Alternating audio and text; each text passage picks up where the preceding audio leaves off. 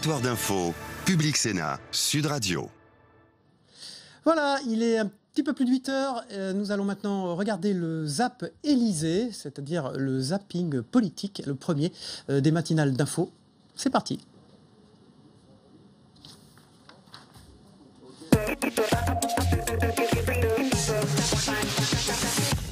Qu'est-ce que va faire François Hollande et qu'est-ce que fait le gouvernement? On le voit arriver, François Hollande en direct à Calais. Pauvre France. Et il va répartir... Pourquoi pauvre France? Mais parce que c'est lamentable de voir quelqu'un qui a été incapable de traiter le problème pendant 5 ans. Nous devons démanteler complètement, définitivement, le campement de la Lande. C'est un peu pathétique, il a toujours un coup de retard sur tout. On le voit, ne pas être allé à Calais pendant 4 ans et demi et se préoccuper du sujet à 8 mois des présidentielles, quand même, un peu de décence, on a envie de dire. Tout sera fait d'ici la fin de l'année.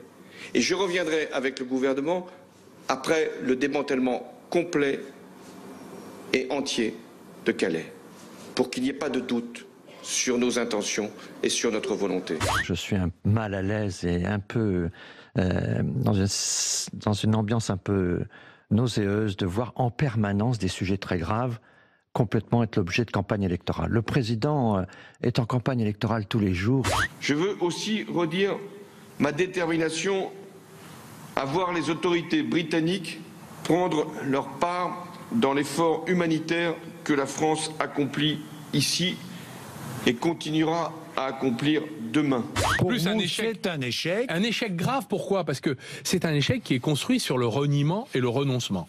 Le reniement, c'est j'ai dit une chose, je fais le contraire. Le renoncement, c'est j'ai même pas essayé. Voilà. François Hollande n'est plus crédible. Bon, en tout cas, je crois que les Français, quand on les écoute, disent des choses extrêmement dures. S'il y a un échec, il pourrait commencer par lui-même. Je crois qu'il était en responsabilité pendant plus de 2 ans au gouvernement. Il a exercé des responsabilités très importantes. Donc cet échec, s'il y a échec au sens où il le dit, il le concerne au premier titre. Ce sont les plus mauvais chiffres depuis le mois de janvier 2013. Plus 1,4% de chômeurs en catégorie A. 50 200 personnes sans aucune activité en août. Nos anticipations défavorables liées aux difficultés rencontrées au lendemain des attentats du mois de juillet dans certains secteurs, notamment dans le tourisme, dans l'hôtellerie, dans la restauration et dans le commerce de loisirs, se sont malheureusement confirmées. Frédéric Lefebvre va saluer Emmanuel Macron. Ça y est là, une image volée, un soutien. Tous contre Sarkozy. Au fond, l'économie française est aujourd'hui dans une situation d'urgence absolue. Et le changement de politique économique, c'est la seule alternative possible. Je vais faire en sorte qu'ils vous soutiennent parce que vous êtes candidat et lui ne l'est pas encore. C'est ce qu'il vient de me dire. Très bien. Je suis derrière toi, il m'a dit. Méfiez-vous. Quand il est derrière quelqu'un, il le trahit généralement. À bientôt.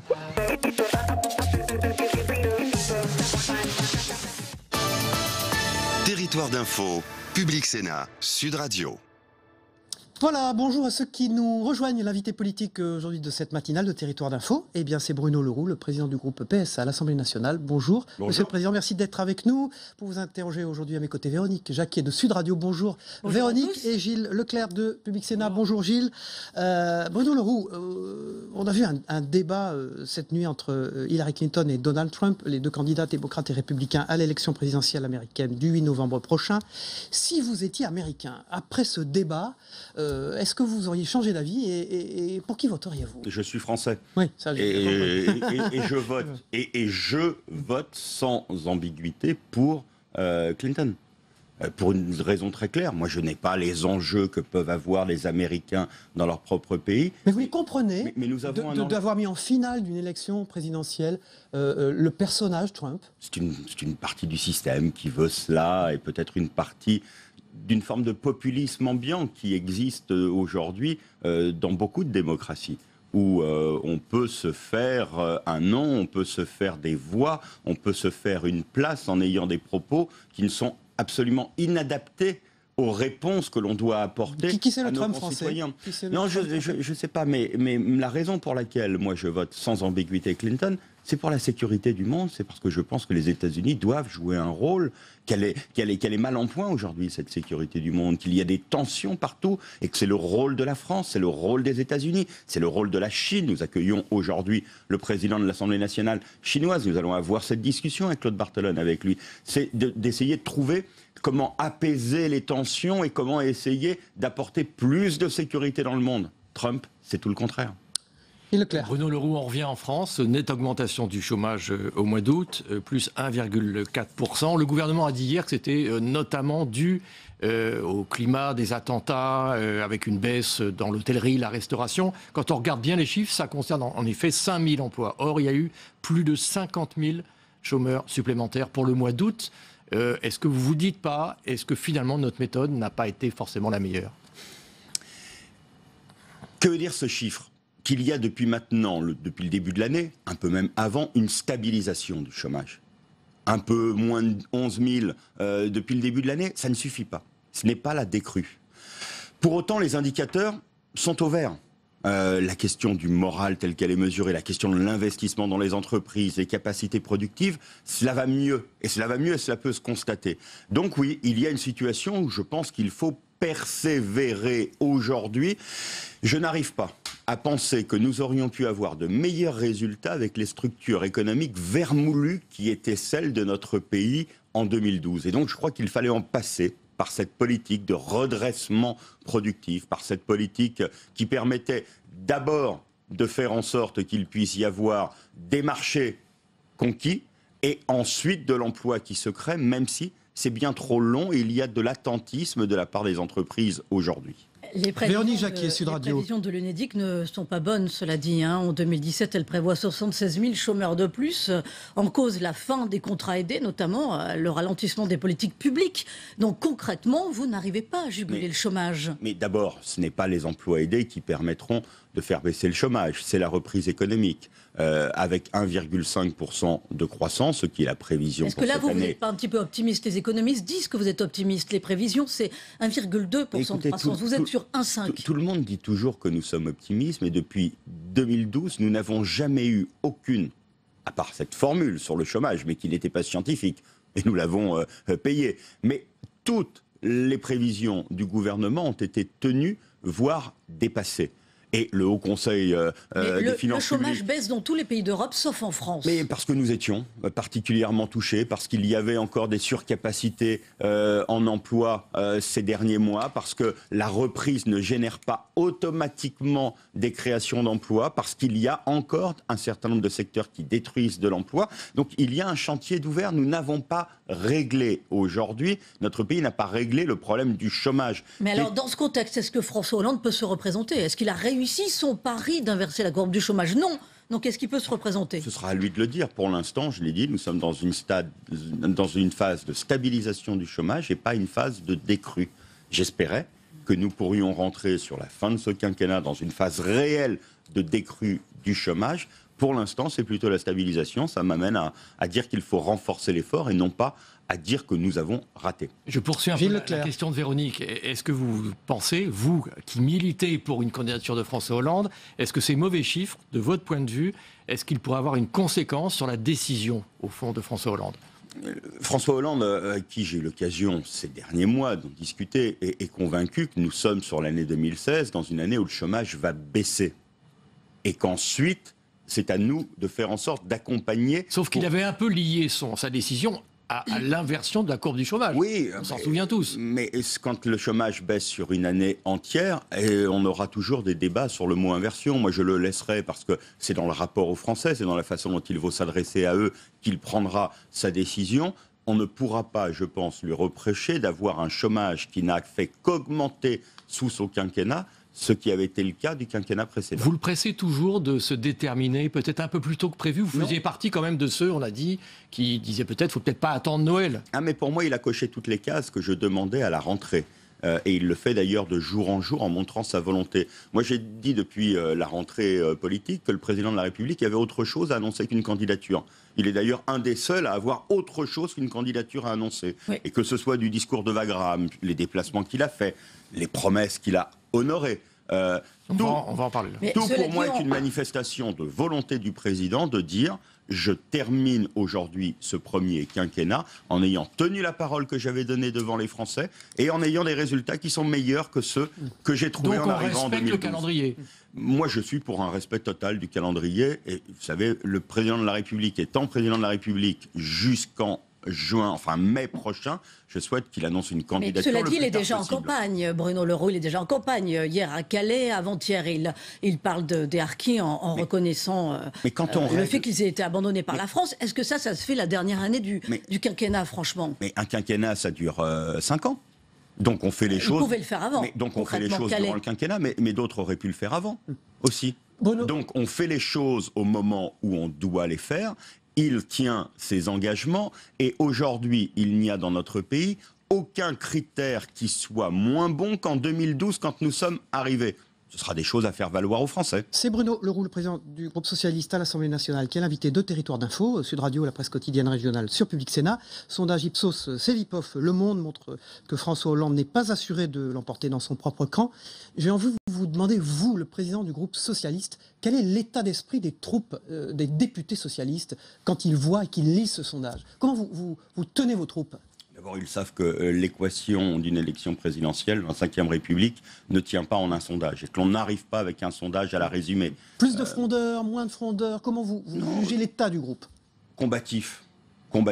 Et d'ailleurs, j'ai été très clair avec ceux que j'entends et qui disent c'est perdu. J'ai dit que ceux il y en a qui disent c'est perdu beaucoup. J'en lis en tout cas. Souvent, quand il y a des articles, on ne cite pas les noms. Mais on dit qu'on a entendu. Mais moi, j'en ai entendu quelques-uns venir me dire à l'oreille, comme si c'était un bon mot, que de toute façon, on ne pouvait plus. Et donc, je les ai regardés en disant non. Qui je ne vais pas vous donner de nom, mais je leur ai dit qu'il fallait qu'ils se mettent de côté, ceux-là. Ceux qui sont convaincus qu'aujourd'hui, la gauche a perdu, qu'ils se mettent de côté et qu'ils laissent ceux qui veulent aujourd'hui aller gagner, partir à la bataille, continuer l'action, être sur le devant de la scène. Dans ces conditions-là, on peut vraiment faire une primaire sans abîmer définitivement la gauche, avec les divisions qu'on voit aujourd'hui. Mais justement, vous y croyez toujours à cette primaire? Mais la primaire n'est la conséquence que de la division. Nous devrions avoir un candidat naturel, celui qui a mené apparemment, c'est pas le cas, puisque le PS a décidé d'organiser cette primaire. C'est bien pour ça, Monsieur Leclerc, qu'il a fallu et qu'il faut organiser une primaire. C'est une primaire, non pas de choix. Moi, je souhaite que ce soit le président de la République, et il ressort aujourd'hui des différents sondages qui peuvent exister, qu'il sera, je pense, celui qui remportera la primaire. C'est pas ce que disent les sondages aujourd'hui. Oui,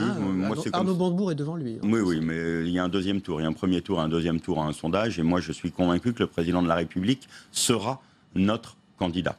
Je vois bien qu'Arnaud Montebourg, aujourd'hui, n'hésite devant aucune déclaration, voire même des déclarations dangereuses quand il met en cause les entreprises. Mais quelle prise vous avez sur de notre pays? Mais la prise, c'est le débat démocratique. Il est responsable de ses paroles. Quand on met en difficulté une entreprise, une grande entreprise française comme Thales, en faisant en sorte de dire des choses qui sont totalement fausses sur ce qu'elle fait aujourd'hui, tout ça pour essayer de grappiller quelques points sur une procédure de primaire. Vous êtes dur avec l'ancien ministre du redressement productif.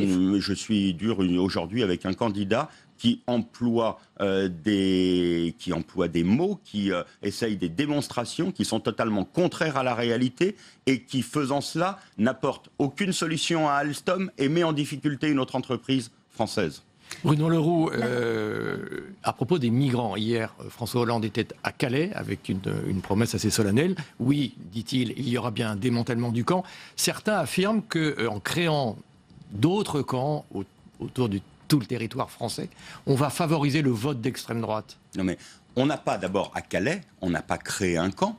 On a laissé se faire quelque chose qui n'était pas organisé du tout, en fermant Sangatte. C'est la décision du président de la République avant François Hollande, Nicolas Sarkozy. Il a fallu du temps pour essayer de régler cette question et aujourd'hui, ce que nous disons, c'est qu'il faut une solidarité qui permette non pas de faire des camps, mais de faire des structures d'accueil qui permettent d'accueillir individuellement, de trouver des solutions et avec une double fermeté.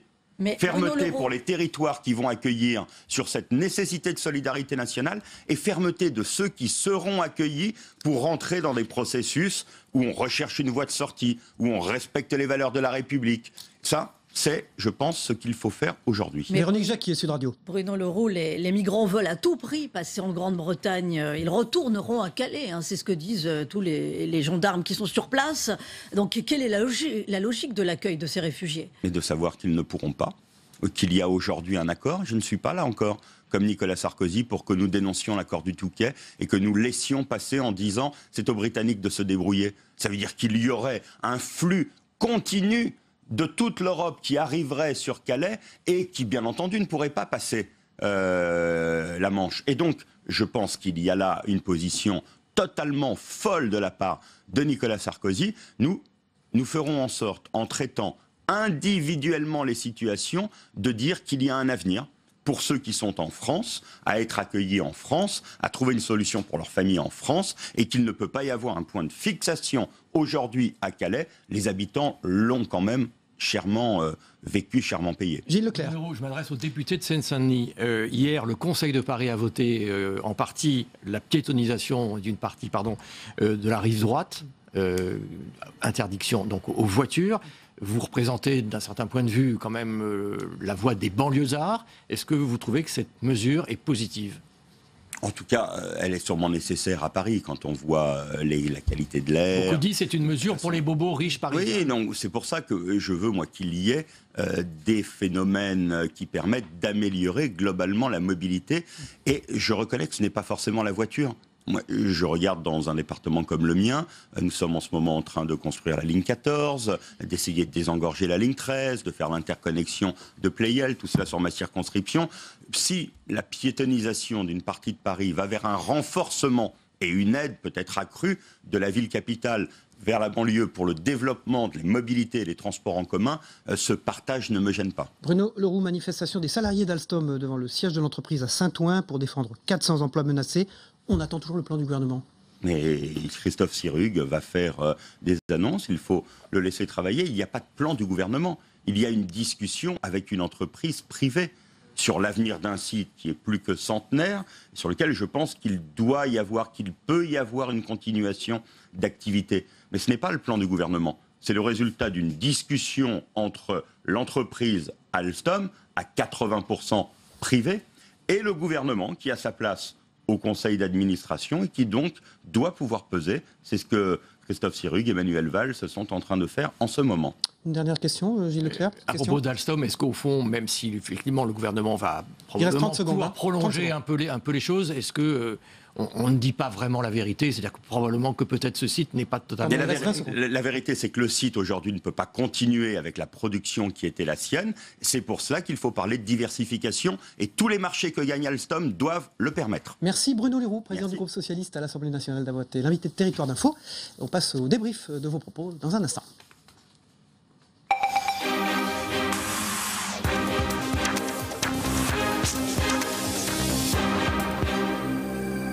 Voilà, comme chaque mardi, j'accueille sur ce plateau Denis Jambard, éditorialiste à Nice Matin et à Sud Radio. Et bonjour Yves Tréhard, directeur adjoint de la rédaction du Figaro. Bonjour Yves. Bonjour. On démarre tout de suite avec ce sondage Ipsos Cevipof Le Monde qui montre que François Hollande n'est pas assuré de l'emporter dans son propre camp. Bruno Leroux a dit on laissera de côté sceptiques, ceux qui ne croient pas aux choses, et on travaillera avec ceux qui croient en la possible réélection de François Hollande. Denis Jambard, vous l'avez entendu? Bonjour d'abord Cyril, bonjour Yves. Bonjour. Écoutez... c'est la méthode Coué, ça, c'est quoi? Bah oui, ça ressemble un peu à la méthode Coué. Il faut regarder les choses quand même différemment. D'abord, il a accepté l'idée d'une primaire. Il dit qu'elle est nécessaire pour rassembler le Parti socialiste.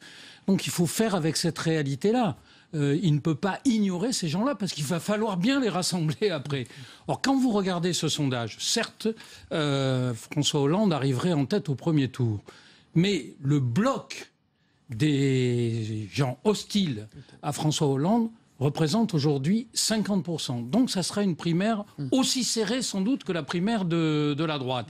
Et là, il y a quand même un paradoxe, parce que c'est le président sortant. Ça, c'est la première étape. Mais il y a une deuxième étape, c'est s'il gagne la primaire, après il y a l'obstacle Macron, qui dans le sondage que vous citez, arrive toujours devant le chef de l'État. Et je crois qu'on n'a jamais vu ça. Alors, dans des simulations présidentielles, dans des estimations, dans des sondages, voir qu'il arrive en 4e, 5e, voire 6e position au premier tour de la présidence. Ce que dit Denis Jeanbart, Yves Tréhard... Il arrive devant Florence Artaud, quand même. Yves Tréhard, ce que dit Denis Jeanbart, c'est il y a premier obstacle, Montebourg, deuxième obstacle, Macron, c'est ça? Et troisième obstacle que vous avez oublié, qui est le premier, les chiffres du chômage. Parce que si la courbe... Je vous les avais laissés. Hein. Merci. Si la courbe ne s'inverse pas d'ici au mois de décembre, si la parole politique a une valeur, eh ben normalement, il ne doit pas être candidat du tout, y compris à la primaire. Or, j'ai cru comprendre que les chiffres du chômage du mois d'août étaient fort mauvais, ce qui fait que là, actuellement, on a 20 000, à peu près 20 000 seulement de création d'emplois depuis le début de l'année, net, alors que la tendance était plutôt à 50 60 000 avant ces chiffres du mois d'août. Donc, on ne sait jamais.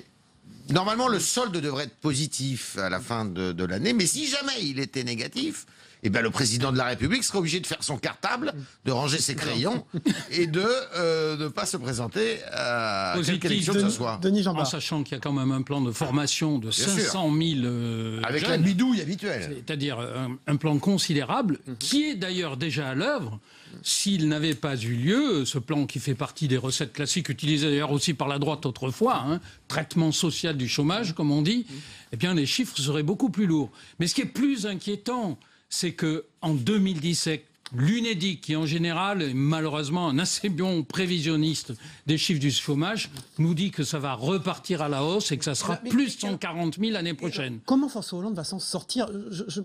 Point de vue de l'argumentaire, comment il va justifier une possible entrée en campagne officielle avec ces chiffres-là? Moi, en écoutant Bruno Le Roux, j'ai le sentiment que le seul argument, c'est attention, Nicolas Sarkozy va revenir. Mais vous avez remarqué qu'il n'a parlé que de lui, qu'il justifie s'il ne gagne pas la primaire, s'il ne gagne pas la primaire, quel est le plan B? Le plan B, de toute façon, c'est l'espoir de battre Alain Juppé. Il n'y a pas de plan B, je crois qu'il n'y a même pas de plan A à l'heure actuelle. Le plan, c'est d'essayer de se présenter de toute façon. Moi, ma conviction, c'est que François Hollande se présentera envers et contre les chiffres du chômage. Et il y a encore une solution, parce qu'il y a plan B et plan A, il y a catégorie C et D de chômage aussi, c'est-à-dire qu'il peut quitter évidemment le paysage politique et vivre de petits boulots. Et en général, les anciens présidents vivent très bien de leur petit boulot. Pour être plus sérieux, vous pensez qu'il n'y a pas de stratégie gagnante pour le président de la République mais aujourd'hui, à ce stade aujourd'hui? Aujourd'hui, je ne vois pas de stratégie gagnante possible à travers les chiffres qui nous sont donnés par les sondages. Alors peut-être que les sondages se trompent complètement, et en général d'ailleurs, c'est ce que nous expliquent tous les hommes politiques. C'est la photo média, c'est la photo sondage. Quand vous entendez les soutiens comme hier dans votre émission, Bruno Retailleau, de François Fillon, les sondages naturellement se trompent. Non, en général, les sondages en France ne se trompent pas.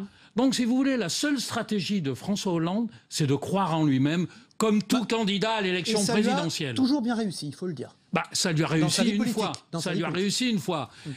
Simplement, si vous voulez, je pense que peut-être que dans sa tête, j'en suis pas sûr, parce que je ne suis pas dans la tête de François Hollande, il pense qu'il est parti de très bas en 2008, quand il s'est lancé, il a fait ses premiers pas dans la présidentielle, les fameux 3%, et qu'aujourd'hui, avec un capital de 10-12%, il peut y arriver. Et notamment que si c'est Sarkozy, il y aura une cristallisation contre Nicolas Sarkozy. Mais moi, je crois que ça ne va pas marcher, d'autant que il y a quand même aujourd'hui un gros grain de sel dans cette élection présidentielle, un gros grain de sable, pardon, qui est Emmanuel Macron.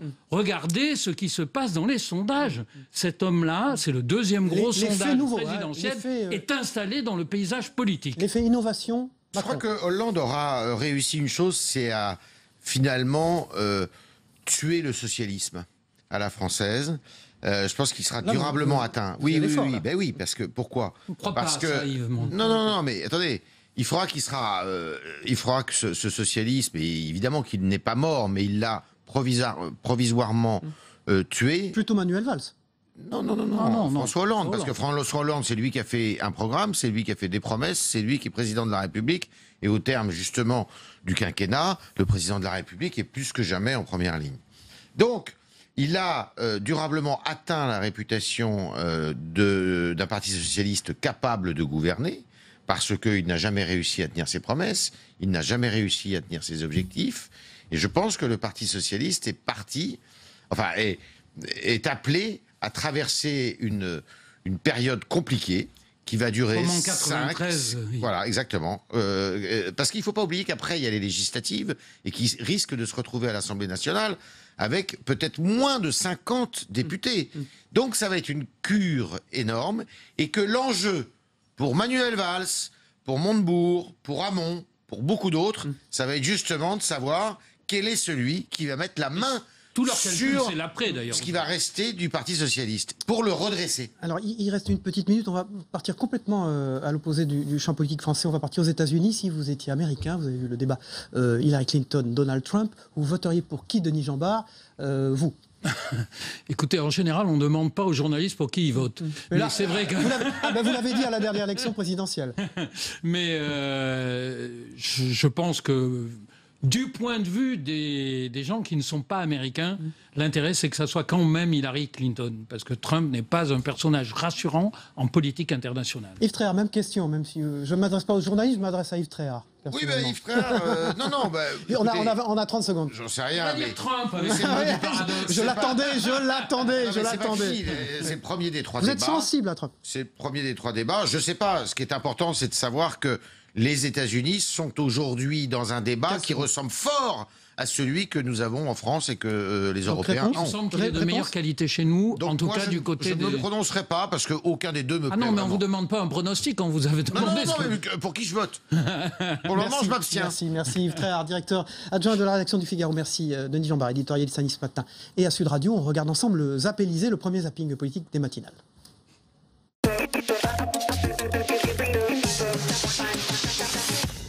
Qu'est-ce que va faire François Hollande et qu'est-ce que fait le gouvernement? On voit arriver François Hollande en direct à Calais. Pauvre France. Et il va répartir... Pourquoi pauvre France? Mais parce que c'est lamentable de voir quelqu'un qui a été incapable de traiter le problème pendant 5 ans. Nous devons démanteler complètement, définitivement, le campement de Lalande. C'est un peu pathétique, il a toujours un coup de retard sur tout. On le voit, ne pas être allé à Calais pendant 4 ans et demi et se préoccuper du sujet à 8 mois des présidentielles, quand même, un peu de décence, on a envie de dire. Tout sera fait d'ici la fin de l'année. Et je reviendrai avec le gouvernement après le démantèlement complet et entier de Calais, pour qu'il n'y ait pas de doute sur nos intentions et sur notre volonté. Je suis mal à l'aise et un peu dans une ambiance un peu nauséeuse de voir en permanence des sujets très graves complètement être l'objet de campagne électorale. Le président est en campagne électorale tous les jours.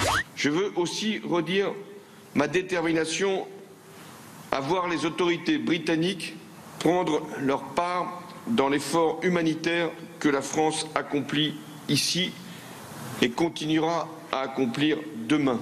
Plus un échec, c'est un échec. Un échec grave, pourquoi? Parce que c'est un échec qui est construit sur le reniement et le renoncement. Le reniement, c'est j'ai dit une chose, je fais le contraire. Le renoncement, c'est j'ai même pas essayé. Voilà. François Hollande n'est plus crédible.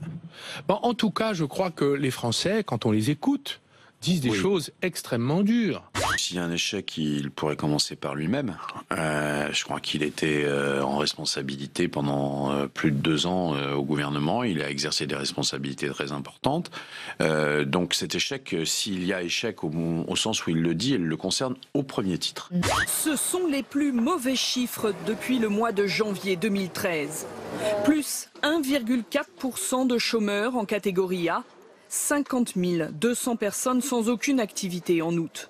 Nos anticipations défavorables liées aux difficultés rencontrées au lendemain des attentats du mois de juillet dans certains secteurs, notamment dans le tourisme, dans l'hôtellerie, dans la restauration et dans le commerce de loisirs, se sont malheureusement confirmées. Frédéric Lefebvre va saluer Emmanuel Macron. Ça y est là, une image volée, un soutien. Tous contre Sarkozy. Au fond, l'économie française est aujourd'hui dans une situation d'urgence absolue. Et le changement de politique économique, c'est la seule alternative possible. Je vais faire en sorte qu'il vous soutienne parce que vous êtes candidat et lui ne l'est pas encore. C'est ce qu'il vient de me dire. Très bien. Je suis derrière toi, il m'a dit. Méfiez-vous. Quand il est derrière quelqu'un, il le trahit, généralement. Bientôt. Voilà, c'était Territoire d'Info, une émission de Public Sénat de Sud Radio avec la presse quotidienne régionale. Je vous rappelle ce soir qu'à 18h, Public Sénat et LCP se sont alliés pour une émission spéciale sur les primaires. C'est le débat des primaires d'Europe Écologie Les Verts qui sera animé par Michael Zamès. Et nous, on se retrouve évidemment demain matin pour une nouvelle matinale d'info. Bonne journée à tous.